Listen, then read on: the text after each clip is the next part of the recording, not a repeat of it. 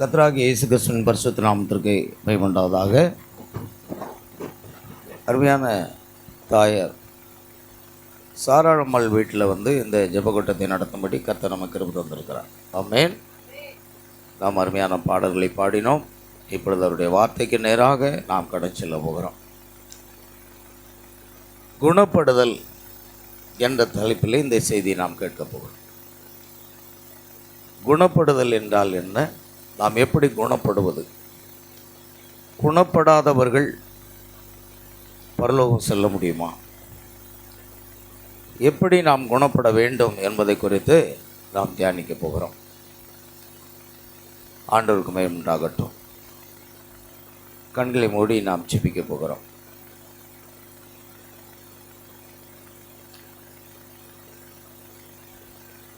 யோவான் சுவிசேஷம் 3ஆம் அதிகாரம் 5ஆம் வசனத்தை மாத்திரம் நாம் வாசித்தோம். அல்லது நாம்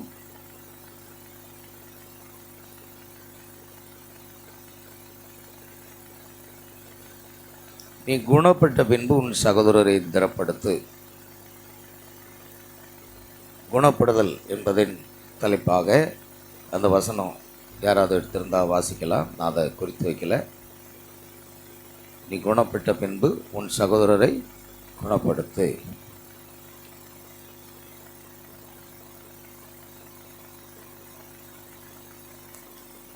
கர்த்தருக்கு மகிமை உண்டாகட்டும். பேதுருவினிடத்தில் இயேசு தாமே சொன்னார், நீ குணப்பட்ட பின்பு உன் சகோதரரை ஸ்திரப்படுத்து என்று சொன்னார். ஆகையால் நாம் நம்முடைய வாழ்க்கையில்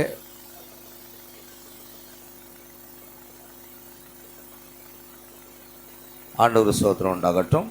ஆகையால் நம்முடைய வாழ்க்கையில் குணப்படுத்து என்றால் எப்படி வருகிறது என்று பார்த்தோம். நானோ உன் விசுவாசம் ஒளிந்து போகாதபடிக்கு உனக்காக வேண்டிக் கொண்டேன். நீ குணப்பட்ட பின்பு உன் சகோதரரை ஸ்திரப்படுத்து என்றார். நீ குணப்பட்ட பின்பு உன் சகோதரரை குணப்படுத்து என்பதாக நான் பார்த்தோம். லூக்கா 22:32 வசனத்தில், நானும் உன் விசுவாசம் ஒளிந்து போகாதபடிக்கு உனக்காக வேண்டிக் கொண்டேன். நீ குணப்பட்ட பின்பு உன் சகோதரரை ஸ்திரப்படுத்தும். அல்லேலூயா. ஆண்டவருக்கு மகிமை உண்டாகட்டும். கொஞ்சம் வாலிமன் வச்சுக்க. ஆமென். கவனிங்க அருமையானவர்களே, இந்த இடத்துல நம்ம பார்க்குறோம் அப்படின்னா, இயேசு கிறிஸ்துவை பின்பற்றி போன அந்த யோவானை குறித்து தான் இயேசு சொல்லுகிறார். அவனுடைய வாழ்க்கையில் அவன் குணப்பட வேண்டிய காரியம் இருந்தது என்பதை நாம் இப்பொழுது தியானிக்க போகிறோம். பாருங்கள், நம்முடைய தீர்க்கதரிசி செய்தியிலிருந்து நாம் பார்க்கிறோம். நாம் குணப்படாமல் பரிசுத்த ஆவியை பெற முடியுமா? பரிசுத்த ஆவியை பெற்றிராமல் இருந்தால் நாம் ரட்சிக்கப்பட முடியுமா? நாம் ரட்சிக்கப்படாமல் இருந்தால் பரலோகம் செல்ல முடியுமா என்ற ஒரு கேள்வி இருக்கிறது. அதை குறித்து தான் இப்பொழுது பார்க்கிறோம். நாம் இயேசு கிறிஸ்துவை ஏற்றுக்கொள்ளுகிறோம். முதலாவது கர்த்தராகிய இயேசு கிறிஸ்துவை விசுவாசி, அப்பொழுது நீயும் உன் வீட்டாரும் ரட்சிக்கப்படுவீர்கள். ஆகையால் ரட்சிக்கப்படுவதற்கு முன்பாக நாம் கர்த்தராகிய இயேசு கிறிஸ்துவை என்ன செய்ய வேண்டும்? விசுவாசிக்க வேண்டும். கர்த்தராகிய இயேசு கிறிஸ்துவை விசுவாசிக்கிறது மாத்திரம் முதலாவது விசுவாசித்தல். பின்பு கர்த்தராகிய இயேசு கிறிஸ்துவை குறித்து உன் நாவினால் என்ன செய்யணும்? அறிக்கை பண்ண வேண்டும். உன் நாவினால் நீ அறிக்கை பண்ணினால் நீ ரட்சிக்கப்படுவாய். ரட்சிப்புக்கு முன்பாக வரக்கூடியது விசுவாசம். ஏன்னா விசுவாசம் என்ற ஒன்று இல்லை என்றால் நாம் எதையுமே பெற்றுக்கொள்ள முடியாது. முதலாவது இயேசு கிறிஸ்து தேவன், நம்முடைய பாவங்களுக்காக சிலுவையில் இறைப்பட்டார், இரத்தம் சிந்தினார், மரித்தார், உயிர்த்தாள் என்பதன் பேரில் முதலாவது விசுவாசம் என்பது வர வேண்டும். அதுதான் ரட்சிப்புக்குரிய முதலாவது படி. இயேசு கிறிஸ்துவை இரட்சகராக நாம் ஏற்றுக்கொண்டு நாம் விசுவாசிக்கிறோம். அந்த விசுவாசத்தின் அடிப்படையில் வரும்பொழுது நாம் நீதிமானாக்கப்படுகிறோம் என்று வேதம் சொல்கிறோம். ஆபிரகாம் தேவனை விசுவாசித்தான், அது அவனுக்கு நீதியாக எண்ணப்பட்டது. முதலாவது ரட்சிப்புக்குரிய முதல் படி என்னவென்றால் விசுவாசம். அந்த விசுவாசம் இல்லாமல் மேற்கொண்டு நாம் குணப்படாமல் இயேசுக்காக ஊழியம் செய்தாலும் கூட நாம் பரலோகம் செல்ல முடியாது. நாம் என்று நினைக்கிறோம் இயேசுக்காக ஊழியம் செய்கிறவர்கள் பரலோகம் செல்வார்கள் என்று. அதற்கு ஒரு வாய்ப்பு இல்லை. அதை குறித்து தான் நாம் இப்பொழுது பார்க்கிறோம். அதைத்தான் இங்கு நாம் பார்த்தோம். இயேசுவோடு ஊழியம் செய்து கொண்டிருந்த அந்த பேதுரு இன்னும் குணப்படாமல் இருந்தான். ஆகையால் முதலாவது இயேசு கிறிஸ்துவை ஏற்றுக்கொண்டு அடுத்து இரண்டாவது கட்டம் என்னென்னா, தண்ணீர் ஞானஸ்நானத்திற்காக நாம் ஆயத்தமாக இருக்க வேண்டும். இயேசு கிறிஸ்துவை ஏற்றுக்கொண்ட பிற்பாடு அவர் நம்முடைய பாவங்களுக்காக அக்கிரமங்களுக்காக சிலுவையில் மரித்தார், அடக்கம் பண்ணப்பட்டார், 3ஆம் நாள் உயிர்த்தெழுந்தார் என்று விசுவாசித்தா அடுத்த கட்டம் எங்கே போயிடணும்னா ஞானஸ்நானத்துக்கு போயிடணும். இன்றைக்கி அநேக போதகர்கள் ஞானஸ்நானத்தை குறித்து போதிப்பதில்லை. ஏன்னா கிறிஸ்தவ அந்த சமுதாயத்தில் சபைகளிலே பலவிதமான ஞானஸ்நானம் இருக்கிறபடினால் ஞானஸ்நானத்தை நாம் பேசினாலே பிரச்சனை தான் அப்படிங்கிறதுனால அவங்க போய் ஞானஸ்நானம் எடுத்துகிட்டு வந்துடுவாங்க. ஆனால் அவங்க என்ன ஞானஸ்நானம் பெற்றாங்க அப்படிங்கிறத கூட ஜனங்களுக்கு சொல்ல மாட்டாங்க. அப்படின்னா அந்த ஆத்மா என்ன செய்யாது, ரட்சிக்கப்படாது. சபைக்கு ஆள் சேரலாம், ஆனால் ரட்சிக்கப்படாது. இன்றைக்கி சில சபைகளில் திரளாக கூட்டம் போகுது. என்னென்னா வியாதியஸ்தர்களுக்காக ஜெபிக்கும், அல்லது பல பிசாசுக்காக ஜெபம். இதோடு அவர்கள் நிறுத்தி கொள்வார்கள். திரளான ஜனங்கள் வருவார்கள், விடுதலை பெறுவார்கள், சுகம் பெறுவார்கள். ஆனால் அது அவர்களை ரட்சிப்புக்கு கொண்டு போகாது.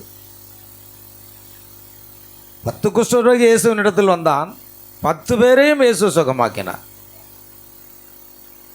10 பேரும் மோசே உங்களுக்கு சொன்ன காணிக்கையை செலுத்துங்கள் என்று சொன்னதோட தான் அத்தனை பேரும் போயிட்டாங்க. ஒருவர்கள் அவர்கள் காணிக்கையை செலுத்தி இருக்கலாம். ஆனால் ஒருவன் மாத்திரம் திரும்பி வருகிறான். ஏன்னா 10 பேரும் சுகம் பெற்றார்கள். இயேசு தான் சுகம் கொடுத்தாரு. ஆனால் அதுக்கு நன்றி சொல்லக்கூட வராமல் என்ன செய்தாங்க, அப்படியே மோசே சொன்ன காணிக்கையை செலுத்திட்டாங்க, சுகமாயிட்டாங்க, அவ்வளோதான். இது ஒரு கிறிஸ்தவ கூட்டம். இப்படி தான் இருப்பாங்க. அதனால் ஒரே ஒருவன் திரும்பி வர்றான், ஆண்டவருக்கு நன்றி சொல்ல திரும்பி வரான். ஏன்னா இயற்கைக்கு மேம்பட்ட ஒரு அற்புதம் நடக்கும் என்றால் அது தேவனால் மாத்திரமே முடியும் என்று அவன் விசுவாசி. அந்த இரவு வேளையில் வந்த நிக்கோதேமை போல அவன் என்ன சொல்லுகிறான், ரபி நீர் தேவனிடத்தில் இருந்து வந்த போதகர், தேவன் உம்மோடு இரவிட்டால் இந்த அற்புதங்களை என்ன செய்ய மாட்டான், ஒருவரும் செய்ய முடியாது என்று அவன் கண்டுகொண்டான். அதனால் இந்த குஷ்டம் சுகமானதுனால உண்மையாகவே ஒரு காரியம் இருக்கிறது. ஆனால் மற்ற 9 பேரும் திரும்பியே வரல. அதான் இயேசு கிறிஸ்துவின் சபை. இயேசு கிறிஸ்துவனுடைய சபைக்கு அவர் தான் பாஸ்டர். இந்த பாஸ்டர் சுகமளித்தல் ஆராதனை நடத்தினார். 10 குஷ்டரோகி சுகமாயிட்டான். 9 பேர் திரும்பி வரல. ஒரே ஒருவன் மட்டும்தான் சபைக்கு வந்தான். அதே போல் தான் நாம் சபை நடத்தி நம்ம சுகமளித்தல் ஆராதனை நடத்தி எல்லாரும் சுகமானால் யாரும் நன்றி சொல்லக்கூட வரமாட்டாங்க. ஐயா இயேசுக்கு கூட நன்றி சொல்லலைன்னா நான் ஒரு ஆளா, ஒரு துரும்பு, வருவாங்களா? வரமாட்டாங்க. ஆனால் அதில் முன்குறிக்கப்பட்ட ஒருவர் இருந்தார் பாருங்க, அந்த 10 பேரில் ஒன்று. அதான் தீர்க்கதரிசி 10 லட்சத்தில் ஒன்றுங்கிறார். 20 லட்சம் பேரில் 2 பேர் தான் கானான் தேசத்துக்குள்ளே போனாங்களாம். அல்லேலூயா. அதே போன்று இந்த 10 பேரில் ஒருவன் தான் ஆண்டவருக்கு நன்றி சொல்ல வந்தான். அவன் இயேசுவை கண்டு கொண்டான். ஆண்டவரே நித்திய ஜீவனை பெற என்ன செய்யணும் அப்படிங்கிற அந்த வார்த்தை கேட்கும்போது அவன் அருமையாக சொல்லுகிறார். ஆமேன். அவரை விசுவாசிக்கிறவனாக, அவரை பற்றி கொண்டவனாக காணப்பட்டான். அதே போன்று தான் இயேசு கிறிஸ்துவை ஏற்றுக்கொள்வார்கள். ஆனால் அடுத்த கட்டம் என்னென்ன அப்படின்னா ஞானஸ்நானம் தான். மனம் திரும்புதல், பாவ அறிக்கை செய்தல். அடுத்தது என்ன செய்யணும் சொல்லுங்க, நீங்கள் பெற்ற அனுபவத்தை சொல்லுங்க. அடுத்தது ஞானஸ்தானம். ஏன்னா மனம் திரும்பி ஒவ்வொருவரும் பாவ மன்னிப்பு கண்டு இயேசு கிறிஸ்துவ நாமத்தில் ஞானஸ்தானம் பெறு. அப்படின்னா முதல்ல மனம் திரும்புறது, இயேசு கிறிஸ்துவை ஏற்றுக்கொள்கிறது, மனம் திரும்புதல், பாவ அறிக்கையை பண்ணுகிறது. அடுத்த கட்டம் என்னென்னா ஞானஸ்தானத்துக்குள்ளே வந்தாகணும். இல்லைன்னா எந்த ஆத்மாவும் ரட்சிக்கப்படாது. எந்த ஆத்மாவும் ரட்சிக்கப்படவே படாது.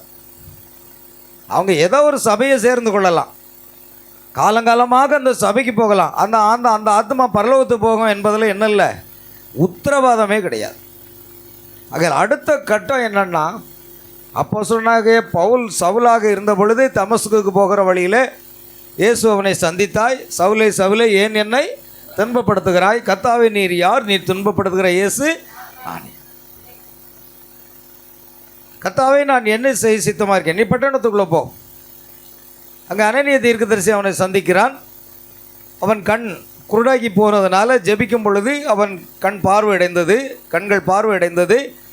அவன் பரிசுத்த ஆவியை பெற்றுக்கொள்ளும்படி அவனுக்காக ஜெபித்தான். இதற்கிடையில் அப்போஸ்தலர் 22:16 அனனியா தீர்க்கதரிசி பவுலை பார்த்து சொல்ல, இப்பொழுது நீ தாமதிக்கிறது என்ன, நீ எழுந்து கர்த்தருடைய நாமத்தை தொழுது கொண்டு.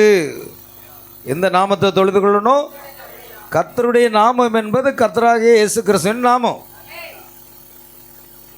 பிதா குமாரன் பரிசுத்த ஆவிங்கிற பட்ட பெயரை தொழுது கொண்டு இல்லை, கர்த்தருடைய நாமம். அது பெந்தெகோஸ்தே நாளிலே பேதுரு அப்போஸ்தலர் 2:21 கூட 11 கூட எழுந்து நின்று பிரசங்கிக்கும் பொழுது பேதுரு சொல்லுகிறார், கர்த்தருடைய நாமத்தை தொழுது கொள்ளுகிறவன் எவனோ அவன் ரட்சிக்கப்படுவான். பாருங்க, பவுலுக்குள்ளே இருந்த ஆவியும் பேதுருக்குள்ளே இருந்த ஆவியும் ஒரே ஆவியானவர்.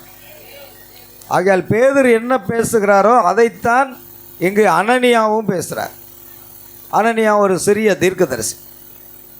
இது தாமதிக்கிறது என்ன, எழுந்து கர்த்தருடைய நாமத்தை தொழுது கொண்டு உன் ஞானஸ்நானம் பெற்று உன் பாவங்கள் போக கழுவப்படு. இப்போ அடுத்த கட்டத்துக்குள்ளே நம்ம வந்தாகணும். நான் இயேசு கிறிஸ்துவை விசுவாசிக்கிறேன்னு ஏதோ ஒரு சபையில் போய் சேர்ந்து கொண்டதுனால நீங்கள் ரட்சிக்கப்பட்டீர்கள் என்று அர்த்தம் அல்ல. ஆமென். ஆகையால் நீங்கள் எந்த சபையும் சார்ந்து கொள்ளலாம். நீங்கள் ரட்சிக்கப்படணும்னா அடுத்த கட்டத்துக்குள்ளே வந்தாகணும். ஆகையால் இப்பொழுது அவன் தண்ணீர் ஞானஸ்தானத்துக்காக ஆயத்தமாயிருக்கான். ஏன் தண்ணீர் ஞானஸ்தானம் என்ன சொல்லுது? அவருடைய மரணம், அடக்கம், உயிர்த்தெழுதல், இந்த மூன்றையும் அவங்க கொண்டு வருகிறது. இப்போ விசுவாசம் வந்தாச்சுன்னா அடுத்த கட்ட விசுவாசம் என்ன? விசுவாசம் உள்ளவனாகி ஞானஸ்தானம் பெற்றவன் ரட்சிக்கப்படுவான். அந்த ரட்சிப்புக்குள்ளே அவன் வரணும். ஞானஸ்தானம் பெறாமல் ரட்சிக்கப்பட முடியாது யாருமே.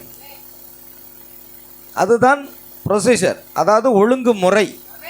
அது அப்படித்தான் வந்தாகணும். அதனால் இயேசு கிறிஸ்துவை விசுவாசித்த உடனே அடுத்த கட்டம் ஞானஸ்தானத்துக்கு போகணும். ஏன்னா இயேசு கிறிஸ்துடைய மரணம், அடக்கம், உயிர்த்தெழுதல் அங்கே தான் இருக்கிறது. இது ரோமர் 6 சொல்லப்பட்டிருக்கிறது. ஆகையால் நீங்கள் இயேசு கிறிஸ்துவை ஏற்றுக்கொண்டீர்கள், இரட்சகராக ஏற்றுக்கொண்டீர்கள். ஆனால் தண்ணீர் ஞானஸ்தானத்துக்காக நீங்கள் ஆயத்தமாக இருக்கையில் நீங்கள் இன்னுமாக குணப்படவில்லை.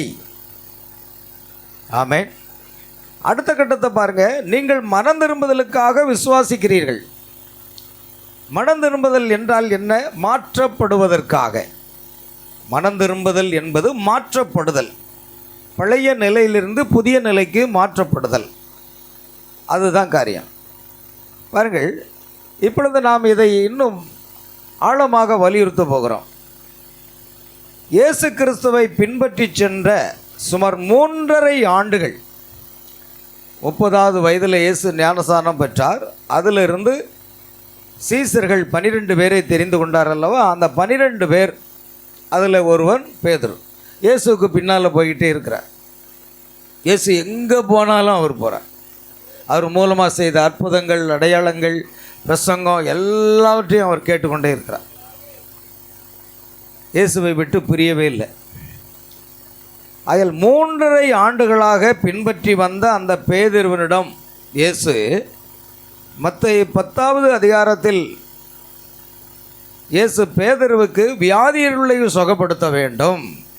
பாருங்கள், மத்தேயு 10ஆம் அதிகாரம் அங்கே என்ன சொல்லுகிறது? வியாதிஸ்தர்களை சுகப்படுத்துங்கள். 6-7வது வசனம். காணாமற் போன ஆடுகளாகிய இஸ்ரவேல் வீட்டாரிடத்திற்கு போங்கள், போகையில் பரலோக ராஜ்யம் சமீபித்திருக்கிறது. பாருங்க, நீங்க என்ன பண்ணுங்க? பரலோக ராஜ்யம் சமீபித்திருக்கு என்று பிரசங்கம் பண்ணுங்க. வியாதியுள்ளவர்களை சுத்தமாக்குங்க, வியாதியுள்ளவர்களை சுத்தமாக்குங்க. குஷ்டரோகிகளை சுத்தம் பண்ணுங்க, குஷ்டரோகிகளை சுத்தம் பண்ணுங்க. மரித்தோரை எழுப்புங்க, மரித்தோரை எழுப்புங்க. பிசாசுகளை துரத்துங்கள், பிசாசுகளை துரத்துங்கள். இலவசமாய் பெற்றீர்கள், இலவசமாய் கொடுங்கள். இலவசமா பற்றீங்க, இலவசமா கொடுங்க. பாருங்க, பிரசங்கிக்க ஒரு அதிகாரத்தை கொடுக்குறார். நீங்க சுவிசேஷத்தை பிரசங்கம் பண்ணுங்க.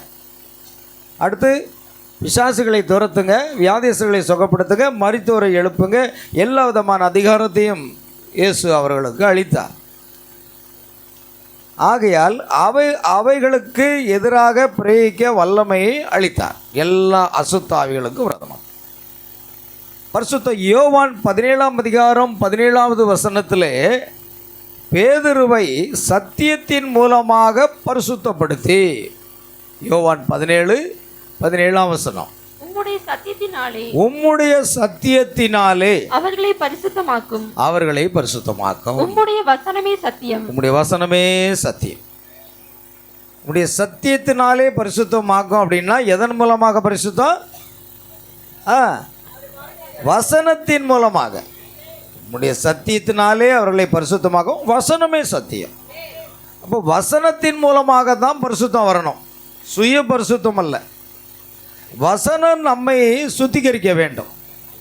ஆகையால் உம்முடைய சத்தியத்தின் மூலமாக பரிசுத்தப்படுத்தி, வசனமே சத்தியம் என்றும் அவர்தான் அந்த வார்த்தை என்றும் கூறினார். அப்படியானால் பேதுரு அடுத்த கட்டத்துக்கு நுழைந்து வர்றார். ஒரு நபர் எப்படி மனம் திரும்ப வேண்டும், பாவரிக்கை செய்ய வேண்டும், பாவ மன்னிப்பு கண்டு கர்த்தராகிய இயேசு கிறிஸ்து நாமத்தினாலே ஞானஸ்தானத்தை பெற்றுக்கொள்ள வேண்டும். அது இயேசு கிறிஸ்துடைய மரணம், அடக்கம், உயிர்த்தெழுதலுக்கு ஒரு அடையாளம். அடுத்து அவன் பரிசுத்தப்படுத்துகிறார். என்ன? உம்முடைய சத்தியத்தினாலே அவர்களை பரிசுத்தமாக்கும், உம்முடைய வசனமே சத்தியம். அந்த வசனம் அவர்களை பரிசுத்தப்படுத்தி விட்டது. அவர்தான் அந்த வார்த்தை என்பதையும் அவர்கள் அறிந்திருந்தார். ஏன்னா யோவான் 1ஆம் அதிகாரத்தில் அங்கே பேசுகிறார். ஆதியிலே வார்த்தை இருந்தது, வார்த்தை தேவனிடத்தில் இருந்தது, வார்த்தை தேவனாக இருந்தது. அதான் வார்த்தை தான் தேவன் என்பதையும் அவர்கள் புரிந்து கொண்டார். ஆனால் பாருங்கள், இதையெல்லாம் வந்த பிற்பாடு ஒரு நாள் பெந்தெகோஸ்தே அந்த பண்டிகைக்கு முன்பாக இயேசு தாமே சொன்னார், நீ குணப்பட்ட பின்பு உன் சகோதரரை ஸ்திரப்படுத்து என்று கூறினார். பாருங்கள், அதை குறித்து நாம் இப்பொழுது பார்க்கிறோம். லூக்காஸ் விசேஷத்தில் 22-32 பார்க்குறோம். அதுக்கு முன்னாடி கூட நம்ம அதை பார்க்குறோம். இன்னும் கர்த்தர் ஒரு நாள் கர்த்தர் சொல்கிறார் 31, கர்த்தர் சீமோனே சீமோனே, இதோ கோதுமை சுளையினால் புடைக்கிறது போல சாத்தான் உங்களை புடைக்கிறதற்கு உத்தரவு கேட்டுக்கொண்டான். நானோ உன் விசுவாசம் ஒளிந்து போகாதபடி உனக்காக வேண்டிக் கொண்டேன். நீ குணப்பட்ட பின்பு உன் சகோதரரை ஸ்திரப்படுத்தினார். அப்போ குணப்படுவதற்கு முன்பாக இயேசு அவன் பிரசங்கிப்பதற்கு அதிகாரம் கொடுக்கிறான். அவன் ஒரு பிரசங்கி, அவன் சுவிசேஷத்தை பிரசங்கிக்கிறான், வியாதிகளை சுகப்படுத்துகிறான், குஷ்டரோகிகளை சுஸ்தப்படுத்துகிறான், சப்பானிகளை நடக்க செய்கிறான், மரித்தவரை உயிரோடு எழுப்புகிறான், பிசாசுகளை துரத்துகிறான், எல்லாவற்றையும் செய்கிறான். ஆனால் இன்னும் அவன் குணப்படவில்லை. இதிலிருந்து என்ன தெரியுது? பிரசங்கிகள் எல்லாம் குணப்பட்டு விட்டார்கள் என்ற அர்த்தம் அல்ல, ஊழியக்காரர்கள் எல்லாருமே குணப்பட்டு விட்டார்கள் என்றல்ல, விசுவாசிகள் எல்லாருமே குணப்பட்டு விட்டார்கள் என்றல்ல. இன்னும் குணப்படுகிற ஒரு காரியம் அங்கு பேதுருவுக்கு இருக்குது. ஆனால் அவர் பெரிய பிரசங்கி. ஏன்னா அப்போஸ்தலர்கள்லாம் போய் பிசாசுகளை துரத்திட்டு இயேசுகிட்ட வந்து சொல்கிறாங்க, ஆண்டவரே உம்முடைய நாமத்தை சொல்லும் பொழுது என்ன செய்கிறது? பிசாசுகள் எல்லாம் எங்களுக்கு பயந்து ஓடுகிறது என்று அறிக்கை செய்கிறார்கள். அப்படியாக அவர்கள் பிசாசுகளை எல்லாம் துரத்துகிறார்கள், பிரசங்கமும் செய்கிறார்கள். மனம் திரும்புங்கள், பரலோக ராஜ்யம் சமீப இருக்கிறது பிரசங்கிக்க. ஆனால் இவர் இன்னும் பரலோகத்துக்கு போகிறதுக்கு உத்தரவாதம் இல்லை. புரியுதா உங்களுக்கு? இந்த பேதுரு பிரசங்கி மனம் திரும்புங்கள், பரலோக ராஜ்யம் சமீபத்திருக்குண்ணா. இவர் பரலோகம் போகிறதுக்கு இன்னும் ஆகலை, இன்னும் உத்தரவாதம் வரல, அதுக்கு தகுதி இல்லை, இன்னும் குணப்படலை. இதை விட மோசம் யூதாஸ், அவனும் போய் என்ன செய்யறான், மனம் திரும்புங்கள் பரலோக ராஜ்யம் சமீபத்திருக்கிற பசன் போய் பிசாசுகளை துரத்துக்கும் போது பிசாசுகள் எங்களுக்கு கீழ்ப்படுகிறன்னு எல்லா அப்போஸ்தலர்களும் வந்து சொல்கிறாங்க. ஆண்டவர் ஒரு வார்த்தை சொன்னார், பிசாசு உங்களுக்கு கீழ்ப்படுகிறதுக்காக நீ சந்தோஷப்படாதுங்க, உங்களுடைய நாமம் எங்கே இருக்குது, பரலோகத்தில் இருக்குது. யுவதாசு பேரும் பரலோகத்தில் எழுதியிருக்கு நோட்டில். ஆனால் அதில் வேறு ஜீவ புஸ்தகத்தில் 2 பகுதி இருக்குது. ஒன்று எழுதப்பட்டு கிறுக்கப்படுறது, இன்னொன்று எழுதப்பட்டு ஒரு காலம் கிறுக்கப்படாது. அதில் 2 பாயிண்ட்டை கவனிங்க. பேர் இருக்கிறதுனால ஒருவேளை நீங்கள் ராத்திரி தூங்கிட்டு இருக்கும்போது தரிசனத்தில் அந்த ஜீவ புஸ்தகத்தில் உங்கள் பேர் இருக்கிறத பார்த்து ரொம்ப துள்ளிடக்கூடாது, கொஞ்சம் கவனமாக இருக்கணும். எனக்கு கிரிக்கிடக்கூடாது. இல்லை, ஆண்டவர் திடீர்னு கிரிக்கிட்டார், நான் என்ன பண்ணேன்? ஆமேன். யூதாஸ் பேர் அங்கே இருந்தது தெரியுமா? ஜீவ புஸ்தகம் என்ற செய்தியில் தீர்க்கதரிசி சொல்கிறார், அவன் பேர் இருந்தது. அதில் 2 பாகம் இருக்குது. ஒன்று எழுதப்பட்டு ஒரு காலம் கிறுக்கப்படாது, இன்னொன்று எழுதப்பட்டு கிறுக்கப்பட போகிற அந்த பேரும் அங்கே இருக்குங்கிறார். அப்போ அதில் கூட நம்ம ஏமாந்துடக்கூடாது. அல்லேலூயா. இப்போ 2 காரியம் இருக்குது. இப்போ யூதாஸ்ட பேர் எழுதப்பட்டிருந்தது, ஆனால் அது கிறுக்கப்பட்டு போயிட்டு. ஆனால் ஒரு சமயம் மோசே தேவனிடத்தில் சொல்லுகிறான், என்னுடைய பெயரை ஜீவ புஸ்தகத்திலிருந்து என்ன செய்யும், கிறுக்கி போடும்னு சொல்கிறான். வாசித்திருப்பீங்க. என்னுடைய பெயரை ஜீவ புஸ்தகத்தில் என்ன செய்யும். ஆனால் தேவன் ஒன்றுமே பதில் சொல்லலை. என்ன சொன்னார் தெரியுமா? மோசே, நீ இந்த பக்கம் வா, நான் பார்த்துக்கிறேன் அப்படின்ட்டு. அல்லேலூயா. அதால் பூமி 2ஆக பிளந்து கோராக தாத்தான் அபிராமை விழுங்கி போட்டோம். கிறுக்கி போடும்னு சொன்னால் கூட கிறுப்பிக்க போட மாட்டாருங்க. உங்கள் பேர் ஜீவ புஸ்தகத்தில் இருக்கிறது, அது நித்தியத்துக்காக இருக்குமானால் நீங்கள் கிறுக்கி போடும் என்று தேவனிடத்தில் சொன்னாலும் அவர் கிறுக்கி போட மாட்டார். அது கிறுக்கி போடாத ஒரு இடத்துல எழுதியிருந்தது. மோசே என் பேரை கிறுக்கி போடும்னு சொன்னார் தேவன், அதை ஒன்றுமே சொல்லாமல் விட்டுட்டார். ஆமேன். ஆனால் யூதாசுடைய பேர் ஆட்டோமேட்டிக்காக அது கிறுக்கப்பட்டு போயிடுச்சு. இதே போல் அநேகருடைய பெயர் ஜீவ புஸ்தகத்தில் இருந்தாச்சுனாலே போதும், பரலோகத்துக்கு போயிடலான்னாங்க. அது கூட ஃபெயிலியர் ஆயிரும், அதுவும் கிடைக்காது. பெயர் ஜீவ புஸ்தகத்தில் இருந்ததாக நீங்கள் தரிசனத்திலே சொப்பனத்திலே கண்டாலும் கூட இழக்கப்பட நேரிடும். ஏன்னா இன்னும் நீங்கள் ரட்சிக்கப்படலை.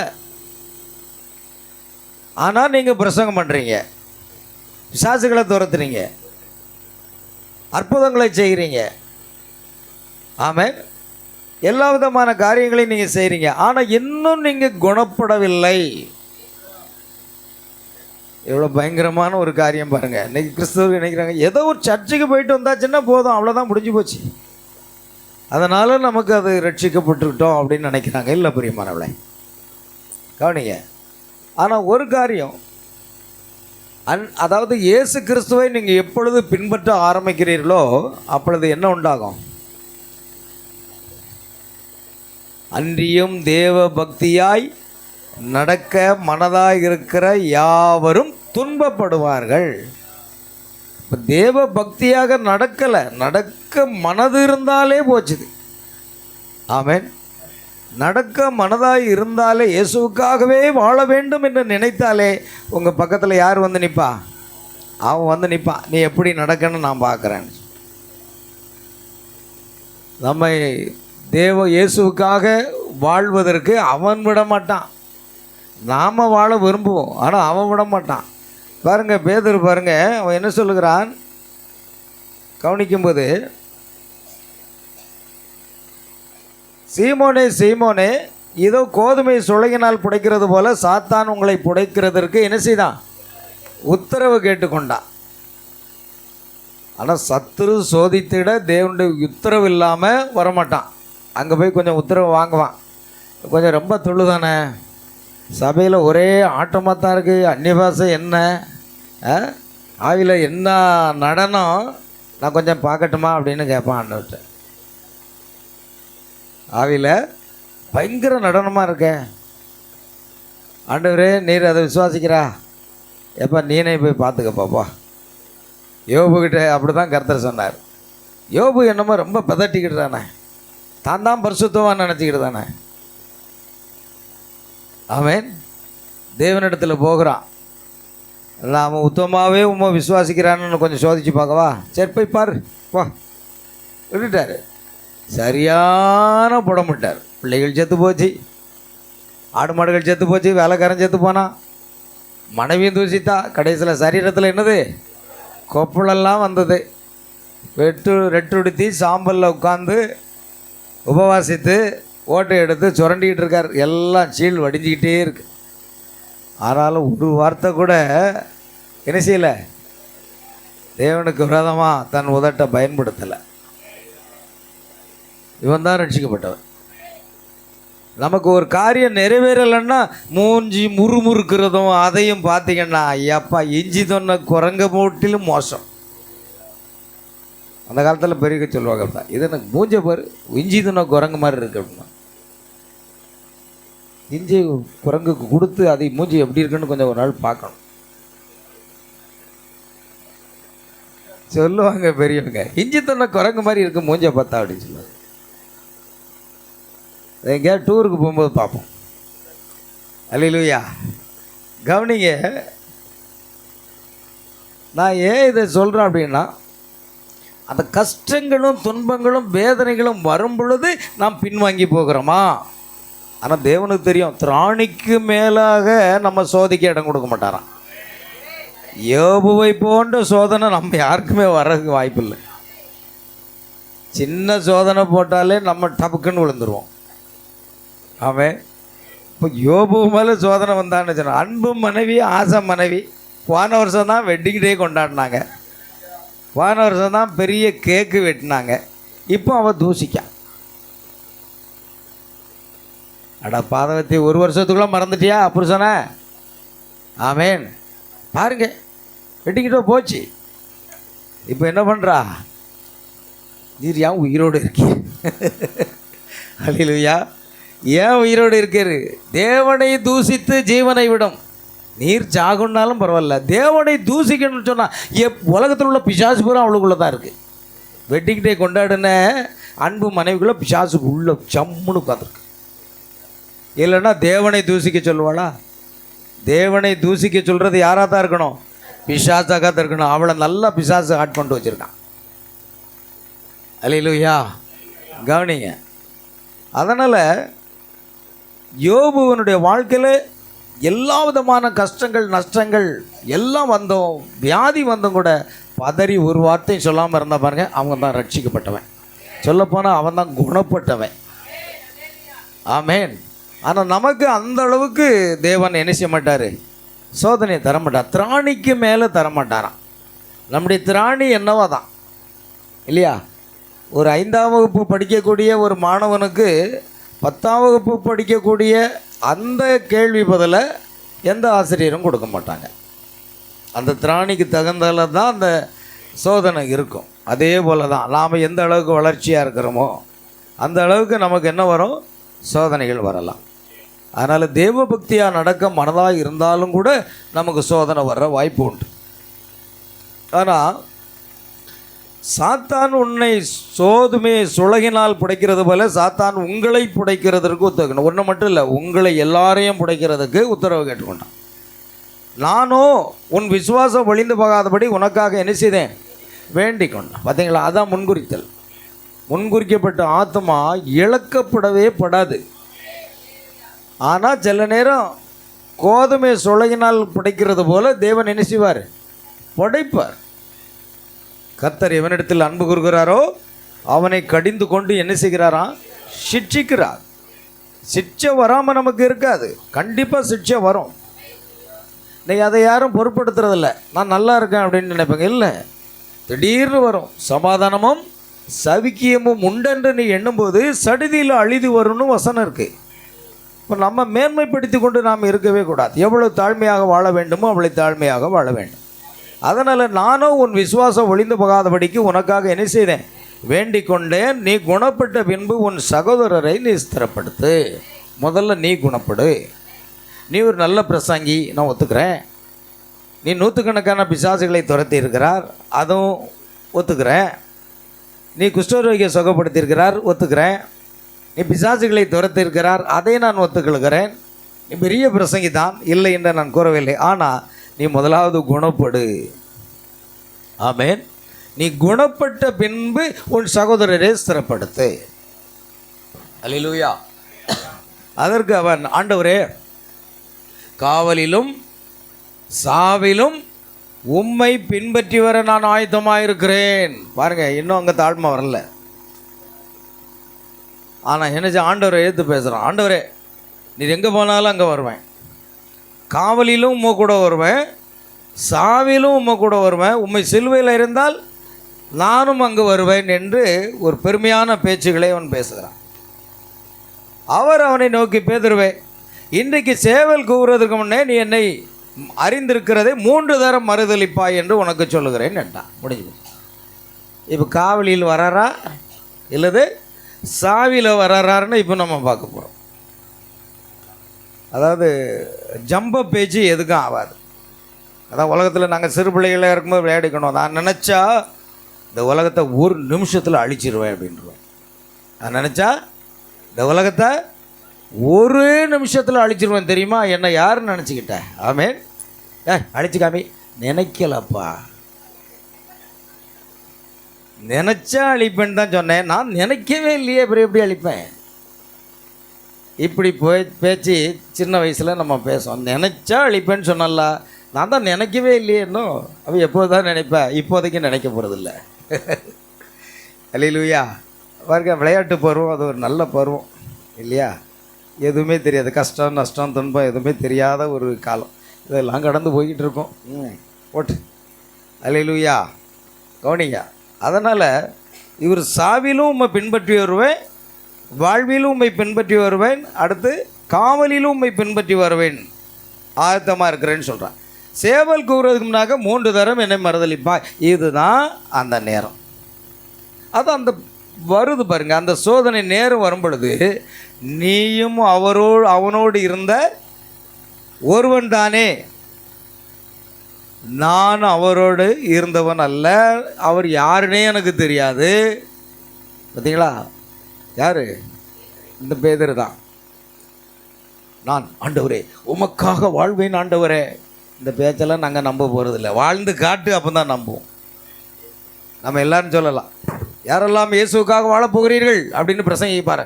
ஆமென், நான் வாழ்வேன் அப்படின்னு சொல்லுவோம் பாருங்க. இந்த பேச்செல்லாம் ஆகாது. நீ வாழ்ந்து காட்டு, அப்போ தான் நாங்கள் நம்ப முடியும். வாயில் என்ன வேணாலும் பேசிடலாம்.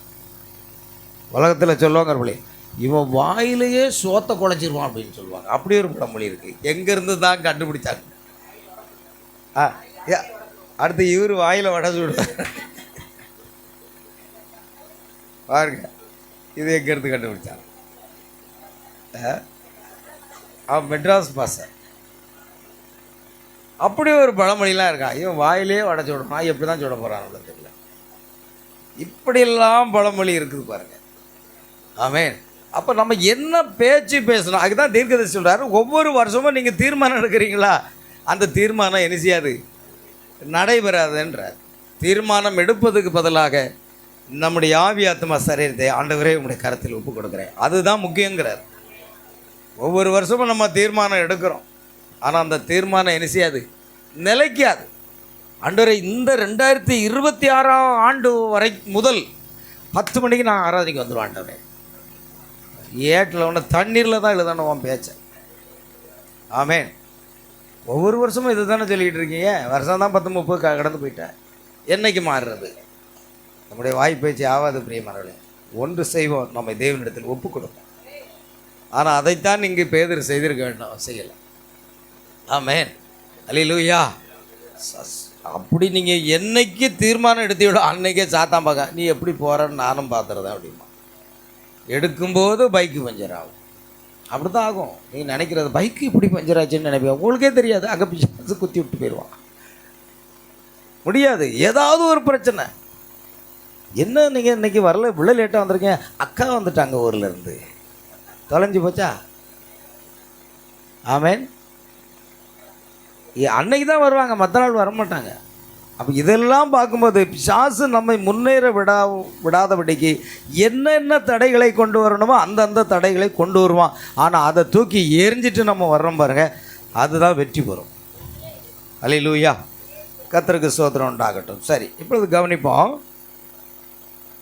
ஆகையால் அந்த பெந்தெகோஸ்தே என்ற அந்த ஸ்தானத்துக்கு வர, நீ குணப்பட்ட பின்பு உன் சகோதரி சிறப்படுத்து. நாம் எவ்வளவுதான் நம்முடைய வாய்மொழியில் இயேசுக்காக வாழணும்னு நினச்சா கூட நம்ம முடியாது. காவலிலும் சாவிலும் உம்மை பின்பற்றி வருவேன்னு சொன்னால் கூட அது முடியாத ஒரு சம்பவங்கிறத நம்ம நினைவுபடுத்துகிறார். அல்லேலூயா. பாருங்கள், அடுத்து இப்படி உங்கள் அநேகர் என்னுடைய பாப்டிஸ்ட்டு பிரஸ்பிடேரியன் நண்பர்களாகிய உங்களை அறிவேன். ஏனென்றால் நீங்கள் இந்த வேத வசனத்திற்கு திரும்பிச் செல்கையில் இப்பொழுது இங்கே நான் இதை ஆணித்தரமாக கூறிய வேண்டியவனாக இருக்கிறேன். நீங்கள் வேத வசனத்திற்கு திரும்பிச் செல்லுங்கள். ஆபிரகாம் தேவனை விசுவாசித்தான். ரோமர் 4ஆம் அதிகாரத்திலே ஆபிரகாம் தேவனை விசுவாசித்தான், அது அவனுக்கு நீதியாக எண்ணப்பட்டது. ஆமென். அது அவனுக்கு நீதியாக எண்ணப்பட்டது. ஆபிரகாம் தேவனை விசுவாசித்தான், ஆகவே தேவன் அவனுடைய விசுவாசத்தின் அடிப்படையில் அவனுக்கு அதை நீதியாக எண்ணினார். நாம் தேவனை விசுவாசிக்கிறோம் என்றால் தேவன் அதை நீதியாக எண்ணுவார். ஆமென், அல்லேலூயா. ஆகவே தேவன் அவனுடைய விசுவாசத்தின் அடிப்படையிலே அதை நீதியாக எண்ணுகிறார். ஆனால் ஆபிரகாமை நிரூபிக்க அவனுக்கு ஒரு சோதனையை கொடுக்கிறார், ஒரு தருணத்தை கொடுக்கிறார். உண்மையாகவே அவன் விசுவாசத்தில் இருக்கிறானா என்பதை குறித்த ஒரு சோதனை. ஆகையால் அவர் என்ன செய்கிறார்? ஆபிரகாமிடத்தில் உன்னுடைய ஒரே மகனும் ஒரே புத்திரனுமாகிய உன்னுடைய குமாரனை நான் காண்பிக்கும் மலையில் சென்று நீ அவனை தகன பலியாக பலியிடு என்று சொன்ன பொழுது பரீட்சைக்குரிய நேரம் வருகிறது. அந்த பரீட்சைக்குரிய நேரம் வரும் பொழுது தான் அங்கே என்ன நடக்கிறது என்றால், ஆபிரகாம் தன் மனைவியிடத்திலையும் கேட்கவில்லை. ஆமென். ஏன்னா தேவனுடைய சித்தம் செய்வதற்கு அது ஒரு தடையாகி விடக்கூடாது. கணவன் மனைவி ஒரே சரீரம்தான். சில நேரம் தேவ சித்தம் நிறைவேறாமல் போவதற்கு கணவனே ஒரு தடையாக இருக்கலாம், அல்லது மனைவியே ஒரு தடையாக இருக்கலாம். அது தேவனுடைய காரியம், இது உலக காரியம் அல்ல, இது தேவனுடைய காரியம். இப்போ தேவனுடைய காரியத்தை நிறைவேற்றணும்னா தடை வந்துவிடக்கூடாது என்பதற்காக தன் வேலைக்காரனை மட்டும் அழைத்து கொண்டு அவன் போகிறான். அப்படியும் வேலைக்காரர்களையும் பக்கத்தில் கூட்டிகிட்டு போகாமல் நீங்கள் இங்கே என்ன செய்யுங்க, காத்திருங்கள், நானும் பிள்ளையாண்டானும் அவ்விடம் மட்டும் போய் தொழுது கொண்டு திரும்ப வருவோம்னு சொல்லிட்டு வேலைக்காரர்களையும் அங்கே நிறுத்திட்டாங்க. ஏன்னா வேலைக்காரர்களாக கூட தடைகள் வந்து விடக்கூடாது இல்லையா? முதல்ல மனைவினாலும் அந்த தடை வந்து விடக்கூடாது. மனைவி அப்படின்னு நான் சொல்கிறது நீங்கள் கணவனையும் வச்சுக்கிடலாம், கணவனாலும் கூட தடை வந்துடக்கூடாது. அடுத்து வேலைக்காரர்கள் அப்படின்னா சொந்த பந்தங்கள், நண்பர்கள், தோழர்கள், தோழிகள், இவர்கள் மூலமாகவும் கூட என்ன வந்துடக்கூடாது, தடைகள் வந்துடக்கூடாது. இங்கே என்ன, பலி செலுத்துகிறவர், பலி பொருளாகிய குமாரன், 2 பேரும் மட்டும்தான் போகிறாங்க. இதுக்கு இடையில் தேவன் மட்டும்தான் அங்கே இருக்கிறார். அப்போ தான் அதை நிறைவேற்ற முடியும். எல்லா காரியத்தையும் உலகத்தாட்ட போய் நீங்கள் ஆலோசனை கேட்டிங்கன்னா எல்லாம் சீரழிஞ்சுப்போம். எல்லா காரியத்தையும் கணவனிடத்தில் நம்ம கேட்டு, இல்லை மனைவியிடத்தில் கேட்டு, கணவனிடத்தில் கேட்கக்கூடாதுன்னு சொல்ல மாட்டேன். ஆனால் அது நம்ம சில ஆவிக்குரிய சில காரியங்கள் வந்து நிறைவேற்ற முடியாமல் போய்விடும். அதனால் பாருங்கள், வேலைக்காரர்களையும் அங்கே நிறுத்திட்டாங்க, மனைவியை வீட்டோடு நிறுத்தி விட்டான். கடைசியில் பார்த்தீங்கன்னா பலிபொருளாகிய அவருடைய குமாரனும் பலி செலுத்தக்கூடிய ஆபிரகாம் மட்டும்தான் இருக்கிறாங்க. இடையில் யாரும் இல்லை, யாரும் தடை செய்ய முடியாது. அப்படித்தான் அதை செய்ய முடியும். அப்படி தேவ சித்தப்படி கட்டைகளை அடுக்கி வைத்து என்ன செய்கிறான், தன் குமாரனை படுக்க வைத்து கத்தியை என்ன செய்கிறான், எடுத்து வெட்ட பார்க்குறான்.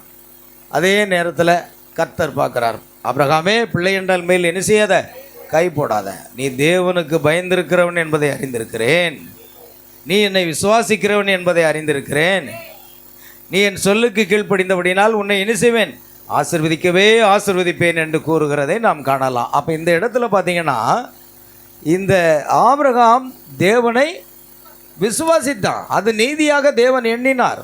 ஆனால் என்ன அப்படின்னா எப்பொழுது தன் குமாரனாகிய ஈசாக்கை பலிபீடத்தின் மேல் அவன் பலி செலுத்த சென்றபோது அல்லவா நீதிமானாக்கப்பட்டான் என்று எழுதியிருக்கும். நம்ம இயேசு கிறிஸ்துவை விசுவாசிக்கிறோம், நீதியாக தேவன் எண்ணுவார், அவ்வளோதான். என்றைக்கு நாம் அதை உறுதிப்படுத்துகிறோமோ அதுதான். அப்போ ஆபிரகாம் என்ன செய்கிறான்? தேவனை விசுவாசித்தான், நீதியாக எண்ணப்பட்டது. தன் பலி பொருளாகிய தன் குமாரனை பலி செலுத்தும் போது தான் அவன் நீதிமானாக்கப்பட்டான் என்று எழுதியிருக்கிறது. அல்லேலூயா. அப்போ அதை குணப்படுறது என்ன அப்படின்னா, விசுவாசம் மட்டும் இருந்தால் குணப்பட முடியாது. அடுத்த ஸ்டெப்புக்கு நம்ம போய்கிட்டே இருக்கணும். இன்னும் குணப்பட வேண்டிய அவசியம் நிறைய இருக்குது. நிறைய காரியங்கள் நம்ம ஒவ்வொரு இடத்துலையும் இருக்கிறது. ஆகையால் கவனிங்க, தம்மில் அவன் கொண்டிருந்த விசுவாசத்தை அவர் பெற்றுக்கொண்டார் என்பதன் ஆதாரணமாக ஒரு சாட்சியாக விருத்த சேதனத்தின் முத்திரையை அவர் அவனுக்கு அளித்தார். இப்பொழுது பார்த்தீங்களா, அதன் பிற்பாடு தேவன் என்ன செய்கிறார்? அவனோடு ஒரு உடன்படிக்கை செய்து ஒரு விருத்த சேதனம் என்ற ஒரு அடையாளத்தை கொடுக்கிறார்.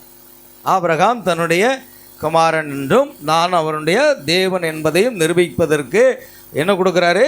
ஒரு அடையாளத்தை கொடுக்கிறார். அந்த அடையாளம் தான் விருத்த சேதனம். ஆமென். அது விருத்த சேதனத்தின் முத்திரையை அவனுக்கு அளித்தார். அது என்னவா இருக்கிறது? முத்திரை. அதேபோல் ஆவிக்குரிய விசுவாசிகளாக நமக்கும் தேவன் ஒரு முத்திரையை தருகிறார். அது பரிசுத்த ஆவியினுடைய அந்த அடையாளம்.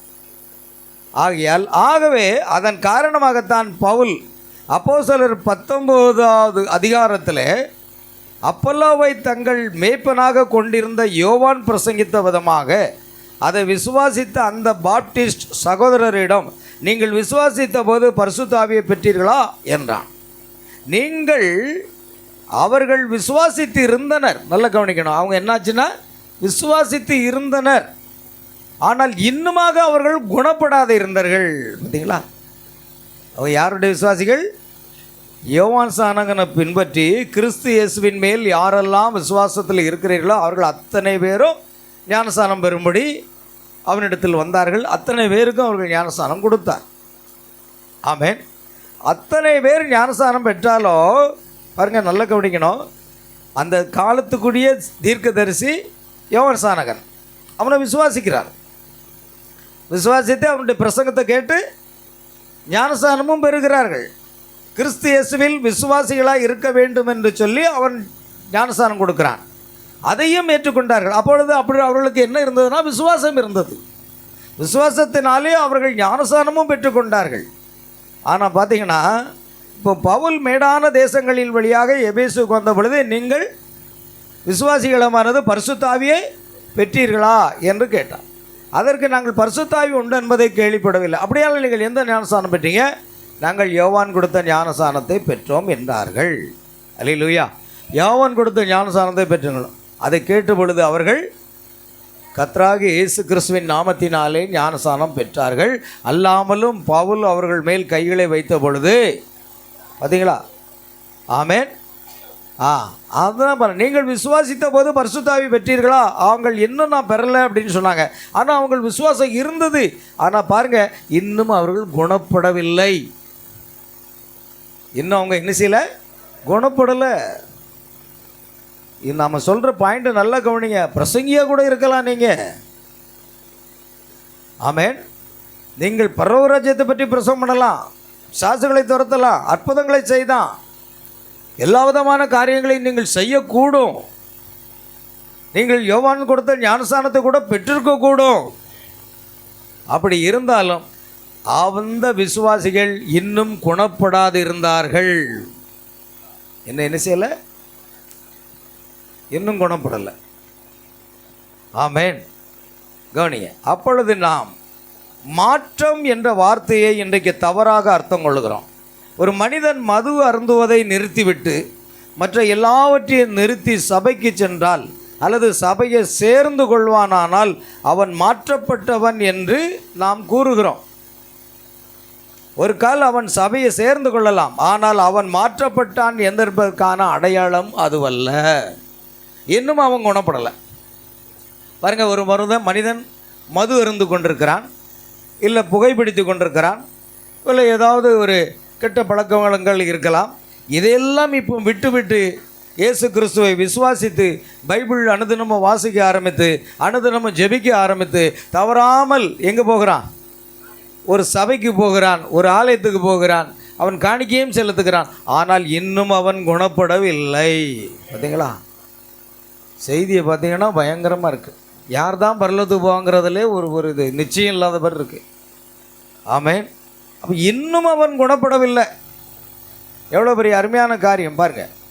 ஆகையால் அவன் மாற்றப்பட்டான் என்பதற்கான அடையாளம் அது கிடையாது.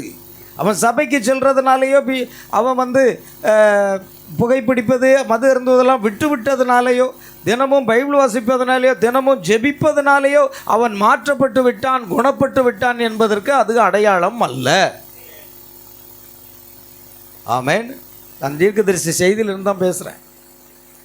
அவனுடைய பழைய ஜீவியமானது மரித்து பிறகு கிறிஸ்துக்குள்ளாக அடக்கம் பண்ணப்பட்டு புதியதான ஜீவியத்தின் உயிர்த்தெழுதலில் அவருடன் எழுந்து பரிசுத்த ஆவியின் மூலமாகவே வருகின்றதான நித்திய ஜீவனின் ஜீவிக்கின்ற நம்பிக்கையை பரிசுத்த ஆவியானவர் அவனுக்குள்ளாக உருவாக்கும் வரை அவன் இன்னும் குணப்படவில்லை. இப்படி ஒரு கணக்கு எடுத்தீங்கன்னா, இந்த வசனத்தின்படி ஒரு கணக்கு எடுத்தீங்கன்னா 100 கூட தேராது. 100 கூட தேராது. அதான் இந்த ஸ்தாபனம் என்பது. அது களைகள் கட்டப்பட்டு என்ன செய்யும்?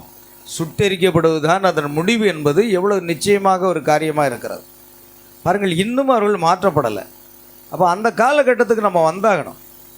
இப்பொழுது அந்த மகத்தான வேத வசனத்தை நான் அறிவேன், நானே அதை பிரயோகிக்கிறேன்.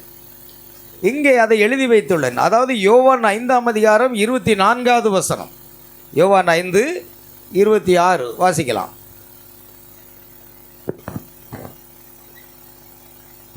ஏனெனில் 5:24 என் வசனத்தை கேட்டு என்னை அனுப்பினவரை விசுவாசிக்கிறவனுக்கு நித்திய ஜீவன் உண்டு. அவன் ஆக்கினி தீர்ப்புக்கு உட்படாமல் வதனத்தை விட்டு நீங்கி ஜீவனுக்கு உட்பட்டிருப்பான் என்று மெய்யாகவே உங்களுக்கு சொல்லுகிறேன். சரி, கவனிங்க. பிரணாம் சொல்கிறாரு, யோவான் 5:24 வசனம். இது எனக்கு மிகவும் பிடித்தமான ஒரு வசனம் அப்படின்னு சொல்கிறேன். ஏன் அப்படின்னா, ஏனெனில் இயேசு இதை கூறினார், மெய்யாகவே நான் உங்களுக்கு சொல்லுகிறேன், என்னை விசுவாசிக்கிறவனுக்கு நித்திய ஜீவன் உண்டு. என் வசனத்தை கேட்டு என்னை அனுப்பினவரை விசுவாசிக்கிறவனுக்கு நித்திய ஜீவன் உண்டு என்று மெய்யாகவே உனக்கு சொல்லுகிறேன்னு சொன்னார். இதனுடைய அர்த்தத்தை பற்றி பார்த்தீங்கன்னா, வசனத்தை கேட்டு அனுப்பினவரை விசுவாசித்தால் நித்திய ஜீவன் வந்து விடுமா என்ற ஒரு கேள்வி வருகிறது. நம்ம எல்லாரும் வசனம் கேட்குறோம்.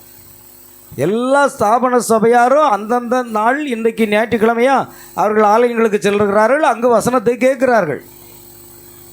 அவர்கள் எல்லாரும் வசனத்தை கேட்கிறவர்களாக இருந்தாலும் வசனத்தை கேட்டு இயேசு கிறிஸ்துவை அனுப்பின அந்த பிதாவாகிய தேவனை விசுவாசித்தால் நித்திய ஜீவன் உண்டு என்று இயேசு சொன்ன அந்த வார்த்தையின்படி, அப்படி நாம் விசுவாசித்தால் நித்திய ஜீவன் வந்து விடுமா என்றால் அங்குதான் ஒரு காரியம் இருக்கிறது. என்ன?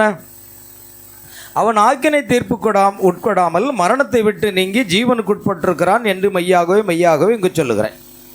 இப்பொழுது என்னை விசுவாசிக்கிறவனுக்கு இப்பொழுது பரிசுத்த ஆவியினாலே என்று இயேசுவை கிறிஸ்து என்று ஒருவரும் சொல்லக்கூடாதென்றும் வேதவசனம் சொல்கிறது. பரிசுத்த ஆவியை பெறாத ஒருவரும் இயேசுவை என்ன சொல்லக்கூடாதான்? கிறிஸ்துன்னு சொல்லக்கூடாதான். ஆமென். பரிசுத்த ஆவியை அந்த அபிஷேகத்தின் மூலமாகத்தான் இயேசுதான் கிறிஸ்து என்று சொல்ல முடியும். இன்றைக்கு நாம் இயேசுதான் கிறிஸ்து என்றால் அந்த பரிசுத்த ஆவியினுடைய அபிஷேகம் நமக்குள் இருந்து அதை நமக்கு வெளிப்படுத்தி கொடுத்துறதுனால தான் இயேசுவே கிறிஸ்து. ஏன் பரிசுத்த பவுல் கூட இயேசுவே கிறிஸ்து என்று பிரசங்கித்தான். அப்போஸ்தலர்கள் ஒவ்வொருவரும் இயேசுவே கிறிஸ்து என்று பிரசங்கித்தார்கள். ஏனென்றால் அவர்கள் பரிசுத்த ஆவியை பெற்றுக்கொண்டார்கள். ஆனால் பரிசுத்த ஆவியை பெறுவதற்கு முன்பாகத்தான் பேதுருவனுடைய காரியத்தை பார்த்திங்கன்னா, அவன் ஒரு பிரசங்கியாக இருந்தான், அவன் பிசாசுகளை துரத்தினான், அவன் வியாதிகளை சுகப்படுத்தினான், எல்லாம் செய்தான். ஆனால் இன்னும் குணப்படலை. அப்படின்னு அர்த்தம் என்ன? பரிசுத்த ஆவியினால் எப்பொழுது முத்திரை போடப்படுகிறார்களோ அப்பொழுதுதான் அவர்கள் குணப்பட்டவர்களாக மாறுகிறார்கள். ஆகவே நீங்கள் பரிசுத்தாவின் அபிஷேகத்தை பெறும் வரைக்கும் இயேசுதான் கிறிஸ்து என்று உங்களால் விசுவாசிக்க முடியாது. அது வாய்ச்சொல்லாகவே இருக்கும். விசுவாசம் எங்கிருந்து வரணும்? நம்முடைய இருதயத்திலிருந்து வரணும். ஆகையால் மேய்ப்பர் என்ன கூறுகிறாரோ அதையே உங்கள் தாய் என்ன கூறுகிறாரோ அதையோ அல்லது யாரோ ஒரு அருமையான பிரசங்கி கூறுவதை மாத்திரமே அவர்கள் கூறுகின்ற வேத வாக்கியங்களை நீங்கள் கூறவோ அல்லது சாட்சி கொடுக்கவோ செய்கிறீர்கள். அவர் தம்முடைய உயிர்த்தெழுதலை உங்களுக்கு சாட்சியாய் அறிவிக்கும் வரை உங்களால் அதை அறிந்து கொள்ள முடியாது. பரிசுத்த ஆவியினால் அன்றி இயேசுவை கர்த்தர் என்று ஒருவனும் சொல்லாதிருப்பானாக. அப்படின்னா இந்த வசனம் என்ன சொல்லுகிறது? ஒருவன் என் வசனங்களை கேட்டு என்னை அனுப்புனவரை விசுவாசிக்கிறவனுக்கு நித்திய ஜீவன் உண்டு என்றால், இந்த இடத்துல தீர்க்கதரிசி கொடுக்கிற விளக்கம் என்னன்னா, வசனத்தை கேட்டு என்றால் அந்த வசனத்தை கேட்டு அதன்படி நடத்தல் அப்படின்னு சொல்கிறார். வசனத்தை கேட்டு அதன்படி நடத்தல். வசனத்தை கேட்டு அதன்படி நடக்கும் பொழுதுதான் அந்த நித்திய ஜீவன் உண்டு. இப்போ வசனத்தை கேட்டுட்டு எல்லாரும் போயிடலாம், எல்லாரும் வசனம் கேட்பாங்க, எல்லாரும் பைபிள் வாசிக்கலாம். ஆனால் அந்த நித்திய ஜீவன் வசனத்தை கேட்டு அந்த வசனத்தின்படி நடக்கிறவனுக்கு தான் நித்திய ஜீவன் உண்டு என்ற அர்த்தத்தில் தான் இங்கு இயேசு கிறிஸ்து சொல்லுகிறார் என்று நம்முடைய தீர்க்கதரிசி அதை விளக்கி கொடுக்கிறார். ஆதலால் கேள்வி என்னவென்றால், ஒரு மனிதன் ரட்சிக்கப்பட வேண்டுமானால் அவன் கல்வாரியை நோக்கி பார்த்து கொண்டே, ஆமென், அந்த நிலையிலேயே அவன் மரிப்பான் என்றால் அவன் ரட்சிக்கப்படுவான். நிச்சயமாக அவன் ரட்சிக்கப்படுவான் என்று நான் விசுவாசிக்கிறேன். அதாவது ஒரு மனிதன் ரட்சிக்கப்பட வேண்டுமானால் அவன் கல்வாரியை நோக்கி பார்த்து கொண்டே அந்த நிலையிலேயே அவன் மரிப்பான் என்றான். இதுதான் ஒரு முக்கியமான காரியம் வருகிறது. ஏன்னா இந்த படிப்படியாக தான் வரணும். ஒரு விசுவாசி முழுமையான ஒரு விசுவாசியாக குணப்பட்ட ஒருவனாக மாறணும் அப்படின்னா அவன் இயேசு கிறிஸ்துவை விசுவாசிக்கணும். அடுத்து அவன் பாவமன்னிப்பு கண்டு கர்த்தராகிய இயேசு கிறிஸ்துவின் நாமத்திலே அவருடைய மரணம் அடக்கம் உயிர்த்தெழுதலுக்கு அடையாளமாக ஞானஸ்நானம் பெற்றுக்கொள்ளணும். அப்பொழுது நீதிமானாக்கப்படுதல் என்ற ஒரு காரியத்துக்குள் வருகிறான். பின்பு உம்முடைய வசனமே சத்தியம், உம்முடைய சத்தியத்தினால பரிசுத்தமாக்கும் என்றால் பின்பு இயேசு கிறிஸ்துவின் இரத்தத்தின் மூலமாக கழுவப்பட்டு அவன் என்னவாகிறான்? பரிசுத்தமாக்கப்படுதல் என்ற ஸ்தானத்துக்குள்ளே வர்றான். அடுத்தது மூன்றாவது ஒரு கட்டம் என்ன அப்படின்னா, இன்னும் அவன் குணப்படலை. ஒருவன் நீதிமானாக்கப்பட்டாலும் குணப்படலை, பரிசுத்தமாக்கப்பட்டு பரிசுத்தமான வாழ்க்கை வாழ்ந்தாலும் இன்னும் குணப்படலை. அவன் ஒரு அடையாளத்தை பெறணும். அந்த நீதியின் கிரியைகளை பார்த்து தேவன் ஆபிரகாமோடு ஒரு உடன்படிக்கை செய்து அவனுக்கு விருத்த சேதனம் என்னும் ஒரு அடையாளத்தை கொடுத்தார். ஆகையால் தேவனுடைய வார்த்தையை விசுவாசித்து அவன் விருத்த சேதனம், சகல கற்பந்திறந்து பிறக்கும் ஆண் பிள்ளைகளுக்கும் என்ன செய்தான்? விருத்த சேதனம் செய்தான். இதுதான் அந்த அடையாளமாக இருந்தது. அதே போன்று புதிய ஏற்பாட்டில் நாம் நீதிமானாக்கப்படுதலுக்குள்ளாக வந்து பரிசுத்தமாக்கப்படுதலுக்குள்ளாக வந்து பரிசுத்த ஆவியினுடைய அந்த அபிஷேகத்தை பெற்றுக்கொள்ளும் பொழுது நாம் மீட்கப்படும் நாள் வரைக்கும் அதுதான் முத்திரை என்று வேத வசனத்திலே சொல்லப்பட்டிருக்கிறது. அல்லேலூயா. அது எபேசியர் 4:30 வசனத்தில் இருக்கிறது. ஆகையால் ஒரு காரியத்தை கவனிக்கணும். சிலுவையில் மரித்து கொண்டிருந்த அந்த கள்ளனை பாருங்கள், நினைவில் கொள்ளுங்கள். அதுதான் அவனுக்கு முதலும் முடியுமான தருணமாக இருந்தது. அவன் சிலுவையில் அறையப்பட்டான். இயேசு கிறிஸ்துவோடு கூட 2 பக்கமும் 2 கள்ளன் இருந்தாங்க. 2 கள்ளன். ஒருவன் நல்ல கள்ளன், கள்ளன்லேயும் நல்ல கள்ளன். பார்த்தீங்களா? கள்ளன் தான், ஆனால் யார் அவன்? அவன் நல்ல கள்ளன். குடியாரம் தான், ஆனால் நல்லவங்க. ஆமென். களவாணி தான், ஆனால் நல்லவன். எல்லார் வீட்லேயும் களை வாங்க மாட்டான். பணக்காரன் வீட்டில் தான் களை வாங்குவான், ஏழைகள் வீட்டில் களை வாங்க மாட்டான். நல்லவன், நல்ல களவாணி, அப்புறம் நல்ல குடிக்காரன்னு சொல்லலாம், அந்த மாதிரி. ஆமென். ஆனால் இது ஒரு நல்ல கள்ளை. 2 கள்ளை 2 பக்கமாக இருக்கான். ஆமென். அப்போ இந்த வலது பக்கத்தில் இருந்த கள்ளை என்ன சொல்கிறான்? ஆண்டவரே, உம்முடைய ராஜ்யத்தில் வரும்போது அடியனை நினைத்தரணும். ஆனால் இன்னொரு கள்ளன் என்ன செய்யறான்? அவரை தூசிக்கான். இவ்வளவு கஷ்டங்களை அனுபவித்த பிற்பாடும் ஆமென் என்று அவன் தூசிக்கிறது மட்டுமல்ல, அவன் கேட்குறான், நீ உண்மையாகவே கிறிஸ்துவானால் உன்னையும் என்னையும் ரட்சித்துக்கொள். தூசிக்கிறான். ஆனால் இவன் அப்படி இல்லை. கடைசி நேரம் சிலுவையில் அறையப்பட்டாச்சு, இன்னும் கொஞ்ச நேரத்தில் மரணம் வரும். எந்த நேரம் மரணம் வரும்னு சொல்கிறான். இவன் பேசி முடிக்கும்னால கூட மரணம் வரலாம். ஆண்டவரே இப்படி ராஜ்யத்தில் வரும்போது அடியனை நினைவு கூர்ந்துடணும். ஒரே ஒரு வார்த்தை. ஏன்னா சிலுவையில் அறையப்பட்ட இந்த சமயத்தில் கொண்டு போய் நம்ம ஞானஸ்நானம் கொடுக்க முடியாது. அடுத்து பரிசுத்தாய் பெறுவதற்காக அங்கே காத்திருப்பு கூட்டம் நடத்த முடியாது. அப்படியானால் இங்கு ஞானஸ்நானம் இல்லை, இங்கு காத்திருப்பு கூட்டத்தின் மூலமாக அதை செய்ய முடியாது. ஆனால் அவன் எப்பொழுது தேவனுடைய இயேசு கிறிஸ்துவை விசுவாசித்தானோ அப்பொழுது நீதிமானாக்கப்படுகிறான். அவருடைய வார்த்தையானது அவனை பார்க்கிறது. அடுத்து பார்த்தீங்கன்னா, அவன் முழுமையாக உடைய ராஜ்யத்தில் வரும்பொழுது அடியனை நினைத்து குறித்தரலும் என்று சொன்ன பொழுது அவன் ஒரு முத்திரை போடப்பட்டு விடுகிறான். அது எல்லாமே சிலுவையில் நிகழ்கிறது. அவனுக்கு எங்கேயுமே தப்பிக்க வழி இல்லாத சூழ்நிலை. கடைசி நிமிஷம் அவன் என்ன செய்கிறானா? இயேசு கிறிஸ்துவை முழுமையாக விசுவாசிக்கிறான். அதனால் இந்த இடத்துல அடுத்த ஒரு கட்டங்கள் அங்கே அவனுக்கு இல்லை. அது ஒரு வாய்ப்பு. ஏனென்றால் அதுதான் அவனுக்கு முதலும் முடியுமான தருணமாக இருந்தது. நீங்களோ இந்த இரவை பெற்றிருக்கிறீர்கள். உங்களுக்கு ஒரு இரவு இருக்குமானால் அந்த நேரம் வரைக்கும் நீங்கள் காத்திருக்க வேண்டாம். பாருங்களா, இந்த ஒரு இரவு உங்களுக்கு இருக்குமானால் நீங்கள் காத்து கொண்டிருக்க வேண்டாம். ஏனெனில் உங்களுக்கும் அந்த விதமாகவே இருக்காது. உங்களுக்கு மரண படுக்கையில் அறிக்கை செய்யும் தருணம் இல்லாமல் போகலாம். நான் உங்களுக்கு கூறுகிறேன், அவையெல்லாம் சரிதான். ஆனால் தருணத்தை எதிர்பார்த்து கொண்டிருப்பது என்பது சரியானதல்ல. ஆமென். ஃபஸ்ட்டு இன்னொரு 6 மாதம் போட்டோம் நாம் ஞானஸ்நானம் பெற்றுக்கிறேன். இப்போ கொஞ்சம் சில சூழ்நிலைகள் சரியில்லை. அதனால் ஒரு 6 மாதம் கழித்து என்ன செய்யணும்? ஞானஸ்நானம் பண்ணுங்க. பாருங்கள், நாளை உனது நாள் இல்லைன்னு பைபிள் சொல்லுது. இன்றைய ரட்சியனே நாள் என்ன? அது ஞானஸ்நானங்கிறத மட்டும் என்ன செய்யக்கூடாது? தள்ளி போடவே கூடாது. உடனே நம் தாமிரபரணி ஆற்றுல ஒரு சகோதரருக்கு கரெக்டாக 12 மணி நேர்ஜி கலையரங்கத்தில் ஒரு மீட்டிங் முடிச்சுட்டு அந்த மீட்டிங்கில் சந்திக்கப்பட்ட அந்த சகோதரன் அவர் போயிட்டு என்ன பண்ணோம்? ஞானஸ்தானம் கொடுத்தான். இன்னொரு சகோதரன் சரியாக 8:30 மணி குளிர் நேரம் டிசம்பர் மாதத்தில் வாய்க்காலில் போய் ஞானஸ்தானம் கொடுத்தேன். கரெக்டாக 8:30 மணி. இவங்கெல்லாம் இப்போ இருக்காங்களான்னா இவங்க 2 பேருமே இல்லை சபையில். அல்லேலூயா. இப்போ என்ன அப்படின்னா இன்னும் குணப்படலை. என்ன செய்யலை? அடுத்த கட்டத்துக்கு போகலை. அங்கே தான் இருக்கிறாங்க. அது என்ன பிரயோஜனம்? பார்த்தீங்களா? அவர்கள் நித்திய ஜீவனை என்ன செய்ய முடியாது? பெறவே முடியாது. ஆனால் இயேசு சொல்லிவிட்டார், முடிவு பரியந்தம் நிலை நிற்பவனே ரட்சிக்கப்படுவான். அப்போ முடிவு பரியந்தம் வார்த்தையில் நிலை நிற்கிறவர்கள் மட்டும்தான் என்ன செய்ய முடியும்? ரட்சிக்கப்பட முடியும்.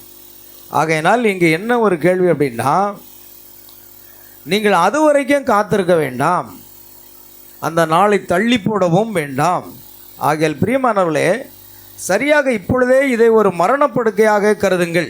அவர் சொல்கிறாரு, இன்றைக்கி நமக்கு மரணப்படுக்கையாக இருந்தால் நான் என்ன செய்வேன்?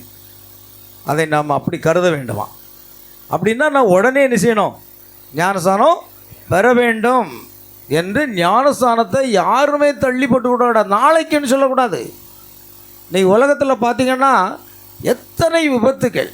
ட்ரெயினில் போனால், ரயிலில் போனால் விபத்து, பிளைனில் போனால் வெடிச்சு கீழே விழுது, நடந்து போனால் பைக்காரன் இடிக்கான், சைக்கிளில் போனாலும் இடிக்கான், பைக்கில் போனாலும் இடிக்கான். என்ன தான் நடக்குன்னு சொல்ல முடியல. எந்த நேரம் என்ன நடக்குன்னு சொல்ல முடியாது. அல்லேலூயா. அதனால் நாளை உனது நாள் அல்ல, நாளை நம்முடைய நாள் அல்ல. அதனால் ஞானஸ்தானம் என்ற காரியம் ஒருவேளை நீங்கள் பெற்றிருக்கலாம். நீங்கள் மனம் திரும்பி ஒவ்வொருவரும் பாம்பென்புகின்ற இயேசு கிறிஸ்து நாமத்தில் நான் அப்படி. ஆனால் உங்கள் நண்பர்களோ, உங்கள் தோழிகளோ, உங்கள் தோழர்களோ, உங்கள் குடும்பத்தாரோ யாராவது இன்னும் பெறாமல் இருந்தால் அதை ஞானஸ்தானம் முதலாவது பெற்றுக்கொள்ள வேண்டும். ஃபஸ்ட்டு ஞானஸ்தானம் இன்றைக்கு ராத்திரியே பெற்றாச்சுன்னா பரலோகம் போயிடலாமா? அதுவும் இல்லை. அப்படின்னா ஞானஸ்தானம் எதுக்கு? ஞானஸ்தானம் பெற்ற உடனே பரலோகத்துக்கு நான் டிக்கெட்டு கொடுத்துருவேண்ணா. நாங்கள் அந்த டிக்கெட்டை கொண்டு காமிங்க. திருச்சி ஏர்போர்ட்லேருந்து, மதுரை ஏர்போர்ட்லேருந்து ஃப்ளைட் நேராக பரலோகத்தில் கொண்டு விட்டுருன்னு சொல்ல முடியுமா? அல்லேலூயா. உத்தரவாதம் கிடையாது. இது அடுத்த படிங்க இல்லையா? நீங்கள் ஒரு ஐஏஎஸ் கலெக்டர் ஆகணும்னா என்ன செய்யணும்? எங்கேருந்து போகணும்? ஒன்றாகுமா? ஃபஸ்ட்டு ப்ரீகேஜி நம்ம காலத்தில் ப்ரீகேஜி, அப்புறம் எல்கேஜி, அப்புறம் யூகேஜி, அப்புறம் தான் ஒன்றும். அப்பா 4 வருஷம் போச்சு என் பேரனுக்கு. ஆமென். எல்லாம் முடிச்சுட்டு பார்த்தீங்கன்னா அப்புறம் எலிமெண்ட்ரி ஸ்கூலு, ஹைஸ்கூலு, கல்லூரி எல்லாம் முடித்து அப்புறம் ஐஏஎஸ் எக்ஸாம் எழுதி அதுக்கப்புறம் தான் அதில் வர முடியும். அல்லேலூயா. அருமையான தேவ பிள்ளைகளை நல்ல கவனிங்க. அதே போல் தான் பரலோகத்துக்கு போகிற வழி என்னென்னா ஸ்டெப்பாக இருக்குது. ஒவ்வொரு படிப்படியாக நம்ம முன்னேறி போய்கிட்டே இருக்கணும். கடைசியில் எங்கே வரணும்னா இயேசு கிறிஸ்துனுடைய சாயலுக்கு ஒப்பாக மாறும்படி அவரை முன்குறித்திருக்கிறார் என்றால் அந்த சாயலுக்கு ஒப்பாக நம்ம வர வேண்டியதாக இருக்கிறது. இன்னும் நம்ம போய்கிட்டு தான் இருக்கிறோம். இன்னும் மேலே போய்கிட்டே இருக்கோம். அல்லேலூயா. நானாக இருந்தாலும் சரி, நீங்களாக இருந்தாலும் சரி, இன்னும் நம்ம அதான் பவுல் சொன்னார், பின்னானவைகளை மறந்து முன்னானவைகளை நாடி போகிறோங்கிறார். நாம் அப்படியே முன்னோக்குட்டி நம்ம மேலே போய்கிட்டே இருக்க வேண்டியது அவசியமாக இருக்கிறது பிரியமானவர்களே. ஆகையால் அவர் சொல்கிறாரு, இப்பொழுது இது மரணப்படுக்கை என்றே நினைத்து கொள்ளுங்கள், அல்லது உங்களை சிலுவையில் அறையப்பட்டதாகவே நினைத்து கொள்ளுங்கள். தப்பித்துக்க வழியே இல்லை. அப்பொழுது முழுமையாக இயேசு கிறிஸ்துக்கு உங்களை ஒப்புக்கொடுங்கள். அல்லேலூயா. அப்போ ஞானஸ்தானத்தை பெற்று நாம் இன்னும் முன்னேறி கடந்து செல்ல வேண்டியது நமக்கு அவசியமாக இருக்கிறது. பாருங்கள், இதோடு நாம் ஒரு காரியத்தை முடியும். அடுத்ததாக நாம் பார்க்கிறது என்னென்னா, இதே பேதுரு, மற்ற அப்போஸ்தலர்கள், மற்ற இயேசுவின் தாயாகிய மரியாள் எல்லாரும் எங்கே போய் உட்கார்ந்துருக்காங்க?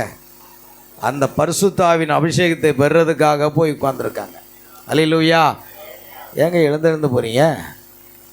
உட்காருங்க, ஜெபம் பண்ணி முடிக்க போகிறோம். புஸ்தகம் பண்ண லைட் என்ன இருட்டில்லை, என்ன இருக்குது? அல்லேலூயா. ஆமேன். கவனிங்க. அதனால் சொல்லுங்கள், பிரசங்கம் பண்ணும்போது அப்படியே அசையெல்லாம் வரக்கூடாது, கவனமாக இருக்கணும். என்ன கேட்டோம்? பரிசுத்த ஆவியை பெறுவதற்கு எல்லாரும் 120 பேர் அங்கே போய் உட்காந்துருக்காங்க. அதில் இயேசுவின் தாயும் இருக்கிறாங்க. ஏங்க நீங்களும் போய் உட்காந்துருக்கீங்க. பிறகு என்ன, நான் பரல பரிசுத்த ஆவி பெறல, நான் நினைக்க முடியாது, பரல போக முடியாதுன்னு இன்றைக்கி நீங்கள் மாதாட்ட போய் கேளுங்க. நீங்கள் பரிசுத்த ஆவி பெற்றீங்களான்னு கேளுங்க அவங்ககிட்ட.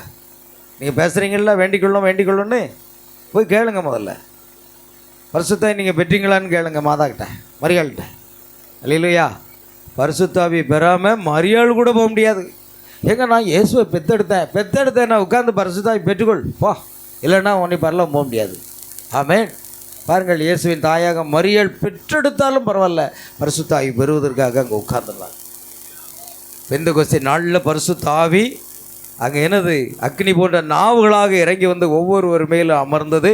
அத்தனை பேரும் பரிசுத்த ஆவியின் அபிஷேகம் பெற்றுக்கொண்டார்கள். அதுதான் மீட்கப்படும் நாளுக்கென்று முத்திரையாக பெற்ற தேவனுடைய ஆவி. அது முத்திரை. ஆபிரகாமுக்கு தன் கிரியைகளின் மூலமாக அவன் நீதிமானாக்கப்பட்டு விருத்த சேதனம் என்ற முத்திரையை பெற்றுக்கொண்டது போல நாமும் நம்முடைய ஆவிக்குரிய ஜீவியத்தின் மூலமாக நாம் பரிசுத்த ஆவி என்ற முத்திரையை நாம் என்ன செய்கிறோம்? பெற்றுக்கொள்கிறோம்.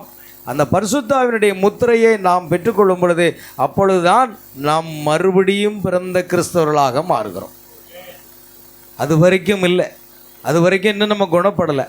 இன்னும் பரிசுத்த ஆவியை பெற்றிருந்தாலும் அங்கே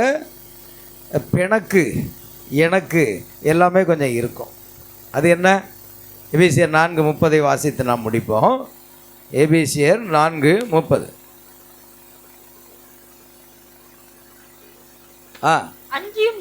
அன்றியும் நீங்கள் மீட்கப்படும் நாளுக்கென்று முத்திரையாக பெற்ற தேவனுடைய பரிசுத்த ஆவியை துக்கப்படுத்தாதிருங்கள். பார்த்தீங்களா? அப்போ மீட்கப்படும் நாள் வரைக்கும் தேவன் நமக்கு என்ன கொடுத்துட்டாரு? முத்திரையை கொடுத்துட்டாருங்க.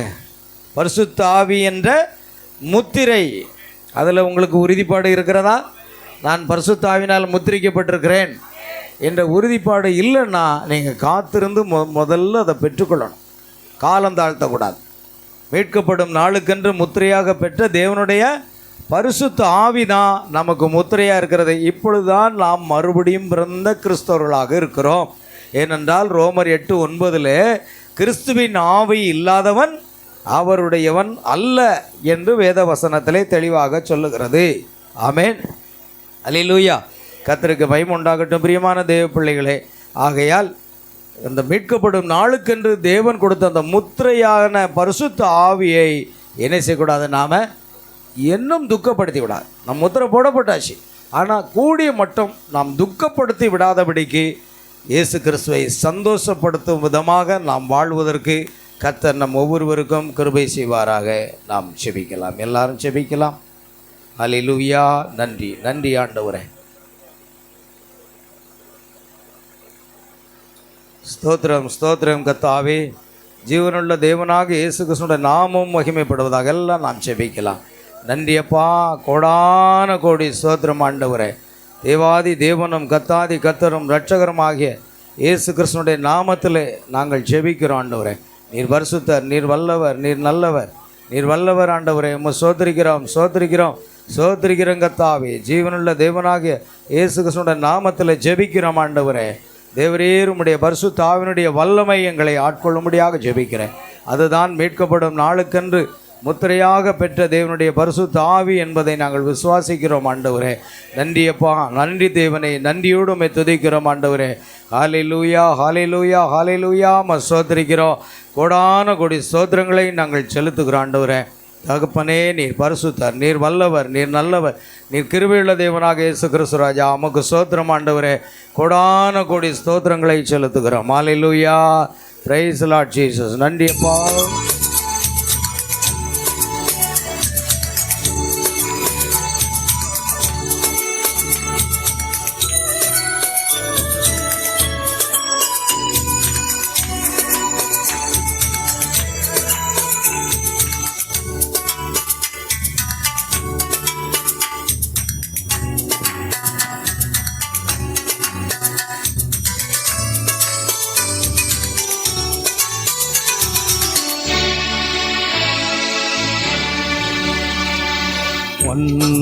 மங்கி நிறமும் மாறி அழிந்து போகுமானா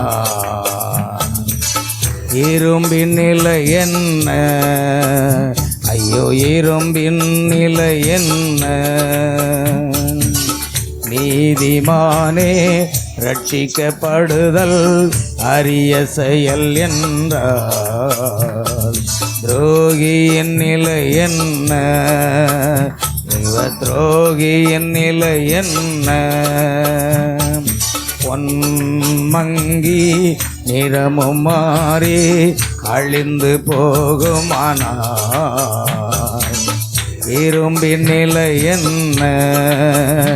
ஐயோ, இரும்பின் நிலை என்ன?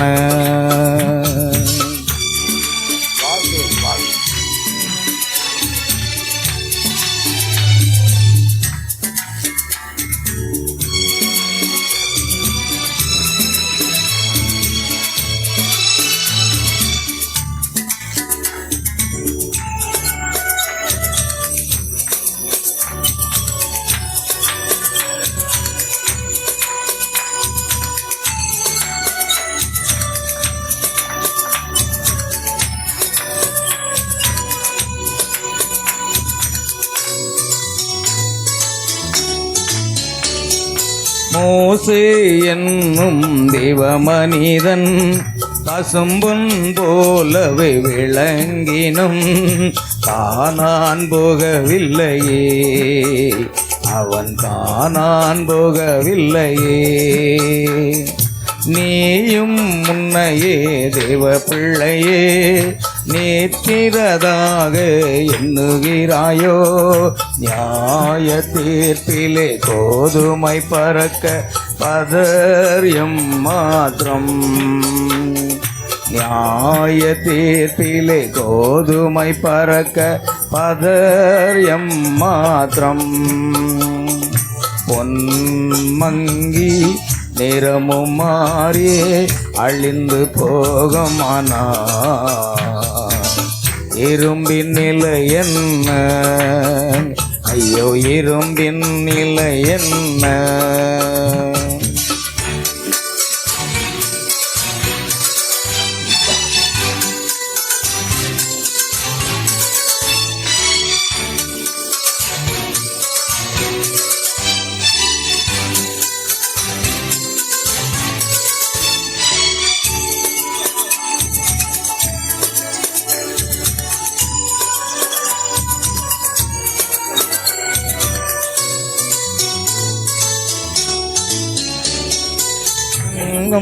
இனியும் செல்லாதே கடைசி செய்தியை அறிவிப்பாயே.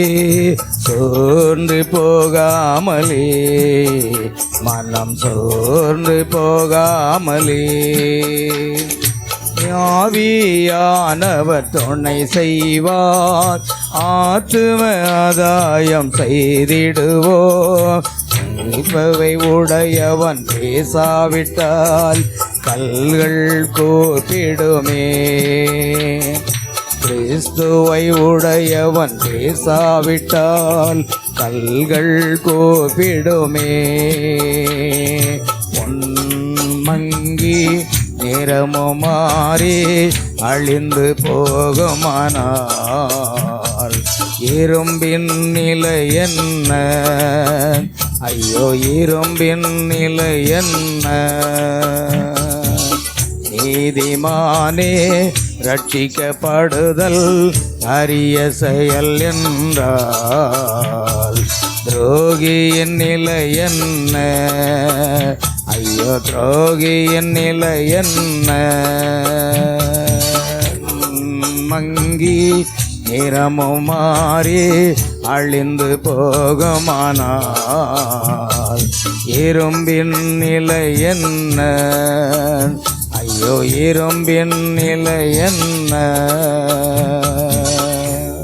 ஜெபிப்போம். அன்பின் பரலோக பிதாவை துதிக்கிறோம், சோத்திரிக்கிறோம். நீதிமானை ரட்சிக்கப்படுவது அரிதானால் பக்தி இல்லாதவனும் பாவியும் எங்கே நிற்பான் என்று வசனம் சொல்கிறோம். கர்த்தாவே, நீ குணப்பட்ட பின்பு உன் சகோதரனை ஸ்திரப்படுத்து என்று சொல்லப்பட்டிருக்கிறார். ஆண்டவரே, ஒருவன் இயேசு கிறிஸ்துவை விசுவாசிக்கிறதுனாலும் அவன் தேவனுடைய வார்த்தையை சுவிசேஷத்தை பிரசங்கிப்பதனாலும் பிசாசுகளை துரத்தி அற்புதங்கள் அடையாளங்களை செய்வதனாலும் அவன் குணப்பட்டு விட்டான், அவன் ரட்சிக்கப்பட்டு விட்டான் என்று அர்த்தமல்ல என்பதை குறித்து நாங்கள் தெளிவாக இந்த செய்தியை அறிந்து கொண்டோம். ஆம் கர்த்தாவே, முதலாவது இயேசு கிறிஸ்துவை விசுவாசிக்க வேண்டும்.